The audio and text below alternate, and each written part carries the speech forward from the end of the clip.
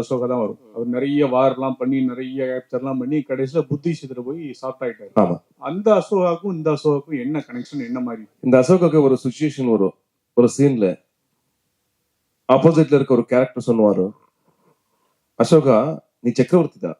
எப்படி ಚಕ್ರವರ್ತಿ ಒಂದು அந்த ஜாதியில இல்ல, ஜாதியில ಚಕ್ರವರ್ತಿ இல்ல, நீ ನಿನ್ನ ಕ್ಯಾರೆಕ್ಟರ್ல ಚಕ್ರವರ್ತಿ. ನಿನ್ನ உள்ள இருக்கிற என்ன ஃபயர் இல்லையா, அதுதான் சக்கரவர்த்தி. இந்த கம்யூனிட்டிக்காக நீ பண்ணணும், நீ போடா, நீ பண்ற நீ போடா, அந்த மாதிரி ஒரு டைலாக் இருக்கு. அதுதான் சக்கரவர்த்தி அசோகா. 70s நடக்கிற ஒரு ரியல் இன்சிடென்ட்டை வச்சு, சாமராஜ் நகரத்தில் நடக்கிற ஒரு ரியல் இன்சிடென்ட்டை வச்சு இந்த படம் பண்ணியிருக்கோம். தேங்க்யூ. இது காதல் படமா பக்தி படமா? இது பக்தி காதல் ஒண்ணுமே இல்லை. காதல் இருக்கு, அதுக்கு மேல வந்து ஒரு கம்யூனிட்டி, லோவர் கம்யூனிட்டியா ஒரு கதை. கம்யூனிட்டியில வந்து ஒரு பிரச்சனை இருக்கு. அது என்னன்னா, அவன் வந்து ரொம்ப படிச்சிருக்க பையன், எஜுகேஷன்ல அவனுக்கு என்ன கவர்மெண்ட் வேலை வேணும். அப்பாக்கு என்ன அவர வேலை வந்து, அவர குடும்பத்துக்கு வேலை வந்து என்ன பார்பர் கம்யூனிட்டி. அவர் வந்து அப்பாக்கு என்ன இருக்கு, இல்ல என்னுடைய பையன் வந்து இதை பண்ணக்கூடாது, அவன் கவர்மெண்ட் வேலைக்கு போகணும், இது வேண்டாம் நமக்கு. அங்க ஒரு பிரச்சனை வரும். ஏன்னா இப்போ அசோகா இந்த வேலைக்கு போவானா இல்லையா, இதுதான் பிரச்சனை வரும். அது ஏதோ ஒரு வேற மாதிரி ஸ்டோரி இருக்கு உள்ள. பெரிய பிரச்சனை வரும் இன்டர்வல் பாயிண்ட்ல. அதுக்கு முன்னாடி என்ன நடக்குது, அசோகா எப்படி அதெல்லாம் ஃபேஸ் பண்ணுவான், ஒரு கம்யூனிட்டியை எப்படி சேவ் பண்ணுவான், அதுதான் கதை. தமிழ்ல நல்ல கதையோட வர்றீங்க, வாழ்த்துக்கள். Thank you so much sir. Thank you. Here sir, right. இது வந்து குலத்தொழில் அப்படிங்கிற ஒரு விஷயம் வந்து பண்ணணும் அப்படின்னு சொல்லி ஒரு சமூகத்தரும் என்ன சார், என்ன குலத்தொழில், இட்ஸ் ட்ரெடிஷனல் ஒர்க் வந்து பண்றாங்க இல்லையா. So that people insisting on traditional jobs being undertaken ஒரு பக்கமும், இன்னொரு பக்கம் அப்படி நெசசிட்டி கிடையாது. People from the lower community should also rise to the top upper communities. I mean should be free to choose their profession அப்படிங்கிற அந்த point தான் வந்து உங்க கதை சொல்லுது. Basically this is caste community அப்படிங்கிற அந்த டாபிக்கை பேஸ் பண்ணி எடுக்கப்பட்ட படம் இல்லைங்களா உங்களுக்கு? இல்ல, காஸ்ட் மேல இல்ல, இது வந்து இது வேலை மேல இருக்கு. இது வேலை மத்த நடக்கிற கிரைம் என்ன, அங்க என்ன, அங்க அர்னிங் வந்து ரொம்ப இருக்கு. ஏன்னா முடி எடுத்துறதுக்கு வந்து அர்னிங் ரொம்ப இருக்கு.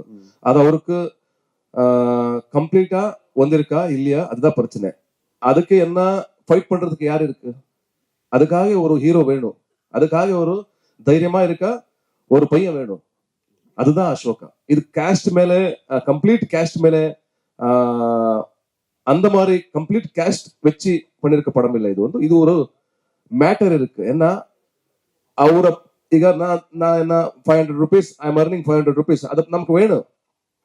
அது இல்லாம என்ன வரும், அதுதான் பிரச்சனை. 500 நீங்க வச்சு எனக்கு 10 ரூபாய் கொடுக்கறது நியாயமா? அதுதான் நம்ம நியாயக்காக நம்ம we are fighting for our rights. ಅದರ ನಡುವೆ ஒரு நம்ம love story. Is this movie being made in, or is it being released only in Kannada, or is it being released in all other languages? How many languages? Same name, same time. Yeah, The Rise of Ashoka ನೇಮ್ಲೆ ಎಲ್ಲ language ಇವರು.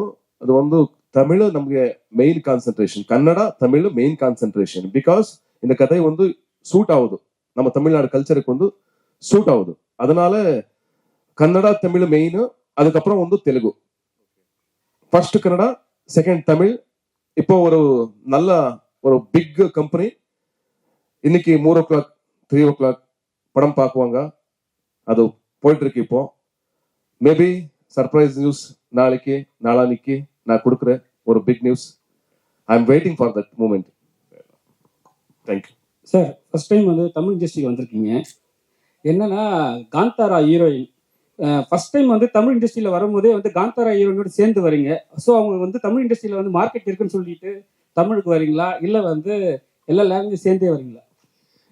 இது market எல்லாமே ஒண்ணுமே பிரச்சனை இல்லை. Because market எல்லாம் வச்சு படம் பண்றதோ அது வேற மாதிரி படம். இது மார்க்கெட்டுக்காக பண்ணிருக்க படம் இல்லை, இதுக்கு ஒரு காசு இருக்கு, அந்த காசை வச்சு பண்ணிருக்கேன். அந்த மாதிரி படம் நான் இங்க தமிழ்ல ரொம்ப பார்த்திருக்கேன். நான் அந்த காசு இருக்கிற படம் தும்ப பார்த்திருக்கேன் நான். அவன் எல்லாமே சூப்பர் ஹிட் தான், இங்க பிளாக் பஸ்டர் தான், 100 crores கிளப் தான், அதை நான் பார்த்திருக்கேன். அதுதான் கதை. நம்ம உள்ள ஒரு கதை இருக்கு, கர்நாடகத்துல ஒரு கதை இருக்கு, அது இங்க பார்க்கணும். என்னுடைய ஆசை, நான் ஆசைப்பட்டு வந்திருக்கேன். அதுக்கு மேல நீங்க சொல்ற கொஸ்டின் கரெக்டா இருக்கு. ஆமா, காந்தாரா ஹீரோயின் வந்து பேன் இண்டியா ஹீரோயின் ஆல்ரெடி.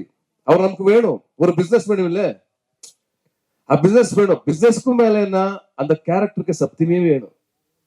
அந்த கேரக்டர் அப்படியே இருக்கு, அவர் மாதிரி இருக்கு அந்த கேரக்டர், அது வேணும் நமக்கு. அதுக்காக அவர் காஸ்டிங் பண்றது. Thank you.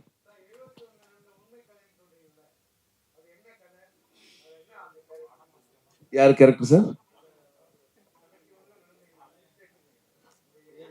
Real incident story sir. இது வந்து இது பார்பர் கம்யூனிட்டி மேல நடந்திருக்க ஒரு ரியல் இன்சிடென்ட். Inspiration sir. நடுவில் நம்ம ஸ்டோரி இருக்கு, நான் ஸ்கிரீன் பிளே நம்ம வேற சீன் வச்சு அது எல்லாமே இருக்கு, நம்ம ஸ்டோரி கூட இருக்கு, அது ரியல் இன்சிடென்ட் கூட இருக்கு. கம்ப்ளீட் ரியல் இன்சிடென்ட் இல்ல. யா,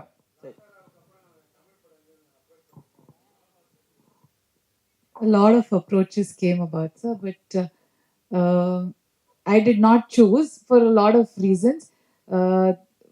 Mainly because I was being cast for the same type of roles or for very older characters. So that's why I made a decision of not wanting to choose this, because it was at least the characters that came about at that point of time was at least 15 years older than my age. So 10-15 years older. Now I look younger than my age. So now I will come and I will definitely, sir said I have a good market now in Tamil. So I'm going to come very, very soon. I have 2 that I'm shooting currently. One is for release. And then one we've already announced, Halagalli, and another one I'm going to start shooting soon. Right. Hero sir Babar அப்படின்னு எடுத்துருங்க. இந்த barber community. அரசியல் இல்லாம ஜாதி வரல. So நீங்க காமிக்க போறது அரசியலை தாக்கி காமிக்கிறதுக்கான வாய்ப்பு இருக்குமா? ஏன்னா பொலிட்டிக்கல் இருந்தாதான் மெயின். பொலிட்டிக்கல் தான் ஜாதிகள் பிரிச்சது, அவங்க தான். ஸோ அப்போ பொலிட்டிக்கல் இல்லாம நீங்க தனிப்பட்ட முறையில் எடுக்க முடியாது. அன்னைக்கு 71ல இருந்த பொலிட்டிஷியனை வச்சு எடுத்திருக்கீங்களா? 100% அதுதான் வச்சிருக்கேன். பாலிடிக்ஸ் இல்லாம படமே இல்லை. நீ எந்த படமாரும் எடுத்துட்டு வாங்க, அந்த படத்துல பாலிடிக்ஸ் இருக்கணும், இருக்கு. அதுதான் வச்சு பண்ணிருக்கேன். அந்த பாலிடிக்ஸ் என்ன? நம்பிக்கை துரோகம். அந்த நம்பிக்கை துரோகம் பண்றது பாலிடிக்ஸ். இன்னும் வரைக்கும் இந்த உலகத்துல நடந்திருக்கு, இப்ப கூட நடந்திருக்கு. பாலிடிக்ஸ் இருக்கு. பாலிடிக்ஸ் இல்லாம படம் பண்றதோ அதுக்கு வேல்யூவே இல்லை. என்னுடைய விஷன் அவ்வளவு. ஹீரோயின் காந்தாரா 2 ஸோ இங்க வந்து பயங்கரமா ஹிட் ஆச்சு. ஆனா எல்லாருமே எதிர்பார்த்தாங்க ஹீரோயினை காணுமே அப்படின்னு சொல்லிட்டு. ஸோ உங்ககிட்ட சொன்னாங்களா செகண்ட் பார்ட் எடுக்க போறோம், நீங்க இருக்க மாட்டீங்க? Yeah, I mean, because it happens thousands of years ago, and you watched Kantara chapter 1, you know what the heroine's character is. When in Kantara 1, my graph is only completely different. I stand up for the community, I start the fight, I start the war.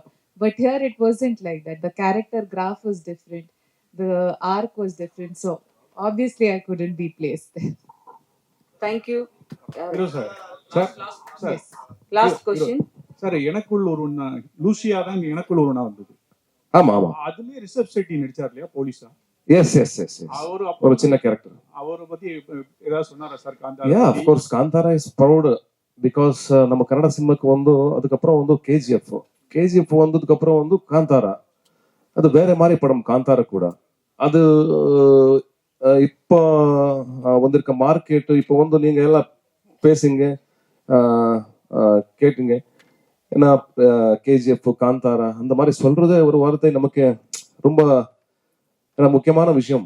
Because நம்ம கன்னட படத்துக்கு வந்து அவ்வளவு market வந்து இருக்குது. ரொம்ப சந்தோஷமா இல்லையா? அது வரைக்கும் வந்து என்ன இருக்கு, தமிழ், தெலுங்கு ரெண்டுமே இருக்கு சவுத் இந்தியாத்துல. இப்போ கன்னடா கூட மேலே வருது. ஒரு ரொம்ப ஹாப்பியா விஷயம், ப்ரௌட் ஃபீலிங் நமக்கு வந்து. அது உங்களுக்கு தெரியும், நம்ம வீட்டுல யாராரு கீழே இருக்கா மேல இருக்கா, அது நமக்கே ஒரு வாரம். நம்ம அண்ணா இருக்கா, அவன் அர்னிங் பண்றது ஒரு 1000 rupees டெய்லி, நான் earning பண்றது ஒரு lakh rupees டெய்லி. அது நமக்கே ஒரு வாரி ஐயோ அவனுக்கு வந்து என்ன இப்படி இருக்காமா, அவன் கூட மேல வரணும். அந்த மாதிரி தான் கனடா. இப்ப கனடா வந்திருக்கு, அது நமக்கு ப்ரௌட் ஃபீலிங்.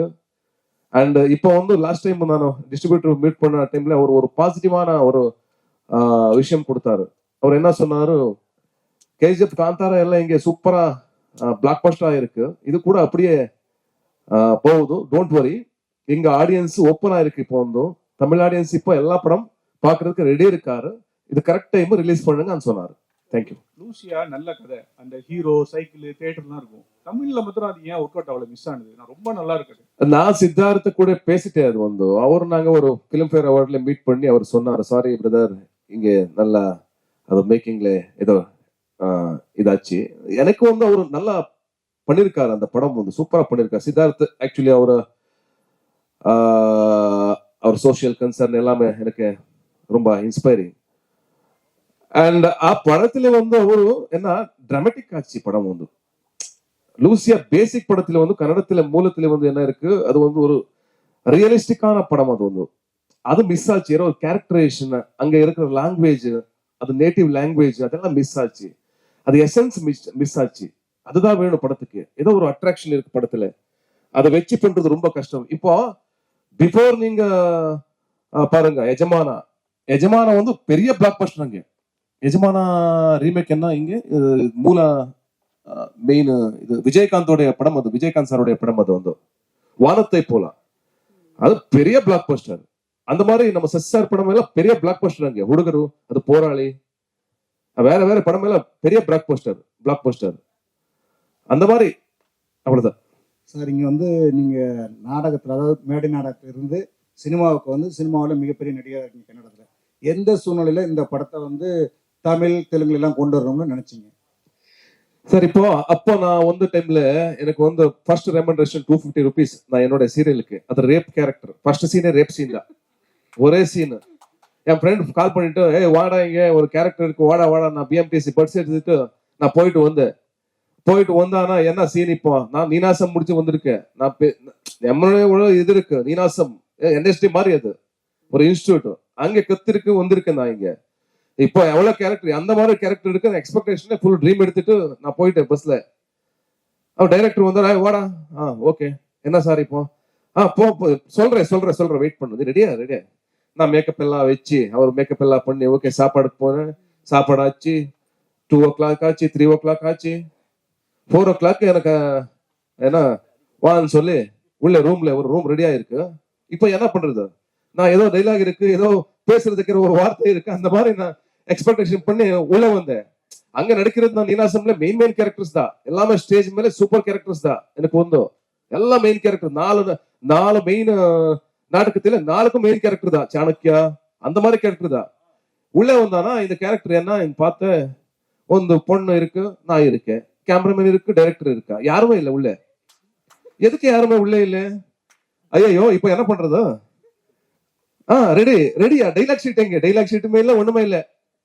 என்னோட இது பாருங்க, ஃபர்ஸ்ட் சீன் ரேப் சீன், ஒரே டேக் இல்ல. எனக்கு நர்வஸ் ஃபுல். இப்படி என்ன பண்றது அந்த மாதிரி நர்வஸ். ஏன் ஒரே டேக்ல பண்றதுக்கு எக்ஸ்பீரியன்ஸ் இருக்கா எனக்கு?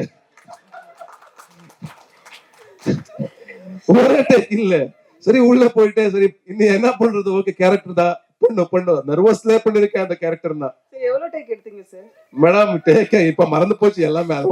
உள்ள அந்த டேக்கே இங்க மெமரியில இல்ல, அந்த மாதிரி ஆச்சு. Satish Garu, here, right here. I'm going to ask a series of questions just to understand the film better, because we haven't had the opportunity to talk to the crew earlier. And your director is not here. I'm kind of wondering why he's not here today. 1. 2, how many days did you shoot the film in? What were the bigger challenges? Because recreating 80s, 90s era is not going to be easy. Tell us about the challenges. The date of release of the film, if you can tell it to us. Kaushik இல்லையா? No. Sorry. Hi, what's your name? Manikandan. Good question, actually. Sensible question. இந்த படம் ஒரு 70s create பண்றதே ஒரு மாதிரி ரொம்ப கஷ்டம். அது பிகாஸ் எல்லா வில்லேஜ்லயும் வந்து இப்ப பெரிய பில்டிங் வந்து இருக்கு. நடுவுல இந்த மாதிரி வீடு வேணும் நமக்கு, இந்த மாதிரி ஸ்ட்ரீட் வேணும், அந்த டார் இல்லாம ரோடு வேணும், அண்ட் எல்லாருக்கும் அந்த கெட்டப் வேணும். அந்த getup almost all 500 people 1000 people in this film.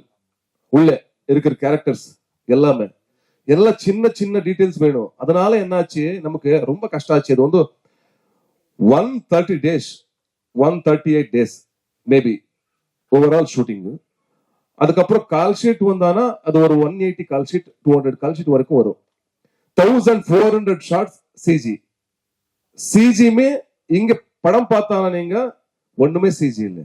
Because CG எல்லாமே ரியலிஸ்டிக்கா கிரியேட் பண்ணணும். அந்த ஏனோ ஏனோ சாங் பார்த்தில்ல, அதுல உள்ள என்ன இருக்கு, எல்லாமே ஃபீல்டு இருக்குல்ல, அது எல்லாமே கம்ப்ளீட்லி சின்ன ஃபீல்டு தான். அது அதை வச்சு கம்ப்ளீட்லி சிஜி பண்ணி அந்த ஃப்ளவர் ஃபீல்டுல ஒரு 1/2 ஏக்கர் 30 ஒரு சின்ன சின்ன ஃப்ளவர் ஃபீல்டு தான் அது. அது இப்போ 1100 மீட்டர்ஸ் 100 கிலோமீட்டர் வரைக்கும் ஃப்ளவர்ஸ் இருக்கு. அது எல்லாமே சிஜி பண்ணிருக்கிறது. அந்த மாதிரி ரியலிஸ்டிக் சிஜி ரொம்ப இருக்கு.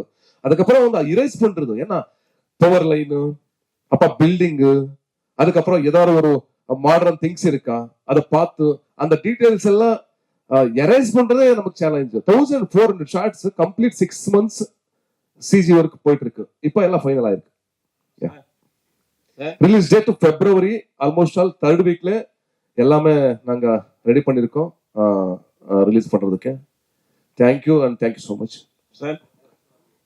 சார் இங்க இந்தியா முழுக்க ஜாதி இல்லை, மதம் இல்லை, ஒரே ஒரு சினிமா தான் இருக்கு அப்படின்ட்டு நீங்க சொல்றீங்க. நீங்களும் இங்க வரீங்க, ஆதரிக்கிறோம். நாங்களும் அங்க வரோம், ஆதரிக்கிறாங்க, இந்தியா முழுக்க ஆதரிக்கிறாங்க. சமீபத்துல வந்துட்டு ஏஆர் ரஹ்மான் சார் பேட்டி கொடுத்ததுல மத ரீதியா எனக்கு வந்துட்டு இந்தியில வாய்ப்புகள் தரல அப்படின்னு சொல்றாரு. அது மாதிரி வந்து உண்மையிலேயே இருக்கா? நீங்க ஏஆர் ரஹ்மானுக்கு சப்போர்ட் பண்றீங்களா, இல்ல அகைன்ஸ்டா பேசுறீங்களா, இல்ல ஜாதி மதம் வச்சுதான் வந்துட்டு ஒவ்வொரு சினிமாலையும் வந்துட்டு வாய்ப்பு தராங்களா? இல்ல, ஏஆர் ரஹ்மான் சாருக்கு அது விஷயம் எனக்கு தெரியாது. அது என்ன நடந்திருக்கு அது தெரியாது நினைக்கிறேன். எனக்கு அந்த டெப்த் எனக்கு தெரியாது. அந்த டெப்த் எந்த நடந்திருக்கு, அது அவருக்கு என்ன பர்சனல் ப்ராப்ளம் ஆயிருக்கு எனக்கு தெரியாது. இப்ப நான் என்ன சொல்றேன், அது இருக்கா அது தப்பு, அது நடந்திருக்கா அது தப்பு, ஏதோ ஒரு பாலிடிக்ஸ் நடந்திருக்கா அது தப்பு எங்கேயோ தப்பு தான். அது யாரு பண்றது தப்பு தான். அந்த தப்பு ஜஸ்டிஃபை பண்றது ராங். அது யாருக்கு நியாயம் வேணும் அது வேணும். அது ஏஆர் ரஹ்மான் ஓகே, இல்ல கமலா சார் ஓகேயா, இல்ல சிவண்ணா ஓகேயா, இல்ல நம்ம ஹீரோவா நிம்ம ஹீரோவா, யாரு தப்பு பண்ணா தப்புதான். அந்த தப்பு அவ்வளவுதான். அது விஷயம் எனக்கு டெப்த்ல தெரியாது. என்ன ஜாதி இருக்கா இருக்கு, கேஸ்ட் இருக்கா இருக்கு, பாலிடிக்ஸ் இருக்கா இருக்கு, மேல கீழே இருக்கா இருக்கு, 100% இருக்கு.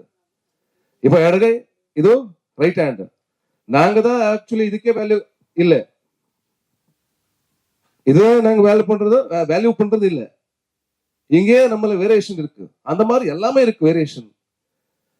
அதான் நம்ம ஃபைட்டிங், ஈக்குவாலிட்டி ஃபைட்டிங். நமக்கு கூட நல்ல சேலரி வரணும், நமக்கும் நல்ல சேலரி வரணும், எல்லாருக்கும் வரணும். கரெக்டா? அதுதான் என்னுடைய கேரக்டர். த சேம் கேரக்டர் உள்ள வச்சிருக்கேன். த ரைஸ் ஆஃப் அசோக்ல என்னுடைய கேரக்டர் இருக்கு. பரி இது படம் இல்ல, உள்ள நான் இருக்கு.